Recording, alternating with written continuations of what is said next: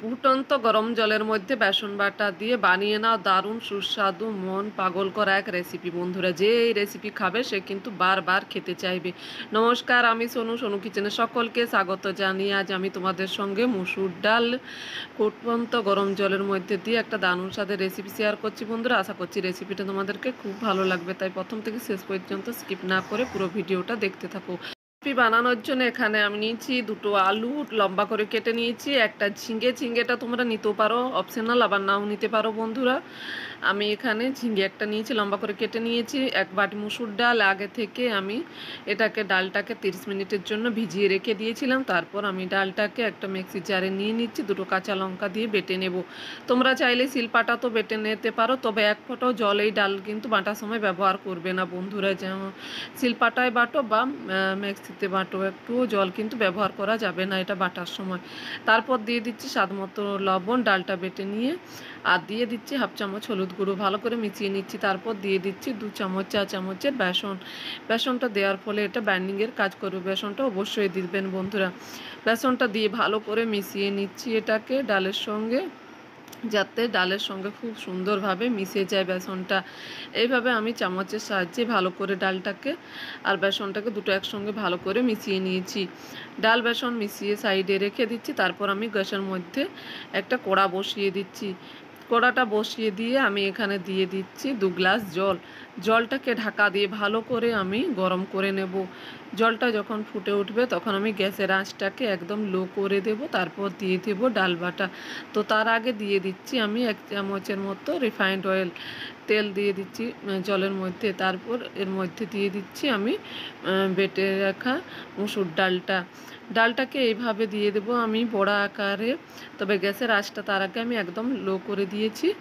এখন দিয়ে দেবো এরকম ছোট ছোট করে আমি দিয়ে দিচ্ছি। তোমরা চাইলে কিন্তু এগুলোকে আরও ছোট করে নিতে পারো, তবে আমি মিডিয়াম সাইজের করে নিচ্ছি।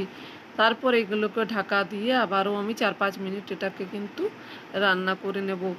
একদম লো ফ্লেমে কিন্তু এটাকে রান্না করে নিতে হবে বন্ধুরা। তারপর ছুরির সাহায্যে আমি একটা পিঠ সেদ্ধ হয়ে যাওয়ার পর আর একটা পিঠকে আমি এরকমভাবে আস্তে করে পাল্টে দিচ্ছি।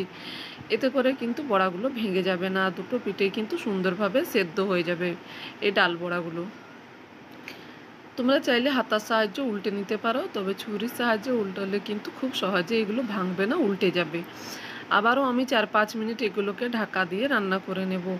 4-5 মিনিট পর দেখুন ঢাকা খুলে দিয়েছি, ডাল বড়াগুলো কিন্তু সুন্দরভাবে সেদ্ধ হয়ে গেছে। এখন আমি এগুলোকে একদম জল ঝরিয়ে উঠিয়ে নেব একটা ছান্তার সাহায্যে। এইগুলো একটা প্লেটে তারপর উঠিয়ে নিচ্ছি। একটা থালায় উঠিয়ে জলটা ঝরিয়ে আমি রেখে দিচ্ছি। এই জলটাও আমি ফেলে দেবো না বন্ধুরা, পরে কিন্তু আমি এই জলটা কাজে লাগিয়ে নেব। মসুর ডালের মধ্যে তোমরা সবাই জানো প্রচুর পরিমাণে কিন্তু প্রোটিন থাকে বন্ধুরা। মসুর ডাল একঘেয়েমি ভালো না লাগলেও কিন্তু এইভাবে বানিয়ে খেয়ে দেখতে পারো, অসম্ভব সুন্দর লাগে কিন্তু খেতে।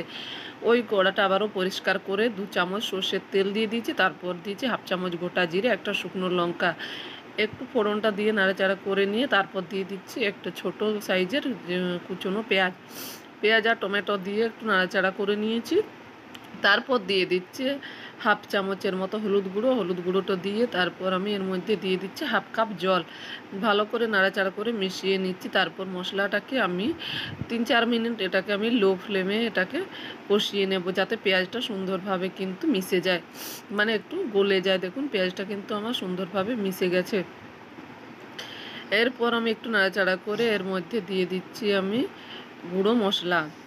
তবে গুঁড়ো মশলাটা দেবো আমি তার আগে দিয়ে দিচ্ছি বেটে রাখা আদা রসুনের পেস্ট 1 চামচ। এই আদা রসুনের পেস্ট দিয়ে তারপর আবারও একটু নাড়াচাড়া করে কষিয়ে নেব, যাতে আদা রসুনের মধ্যে কাঁচা গন্ধটা চলে যায়।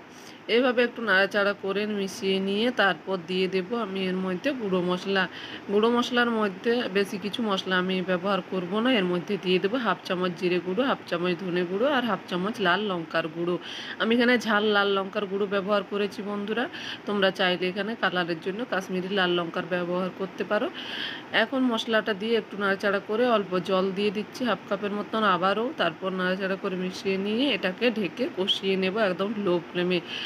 মশলাটাকে 2-3 মিনিট এভাবে লো ফ্লেমে কষিয়ে নিয়েছি, যতক্ষণে না তেল ছেড়ে দিয়েছি। মশলা থেকে যখন তেল ছেড়ে দিয়েছি তার মধ্যে দিয়ে দিচ্ছি কুচিয়ে রাখা আলু কেটে রাখা আলুটা দিয়ে তারপর আমি একটু নাড়াচাড়া করে এর মুখে মিশিয়ে নিচ্ছি। এরপর ঢাকা দিয়ে দিচ্ছি একদম লো।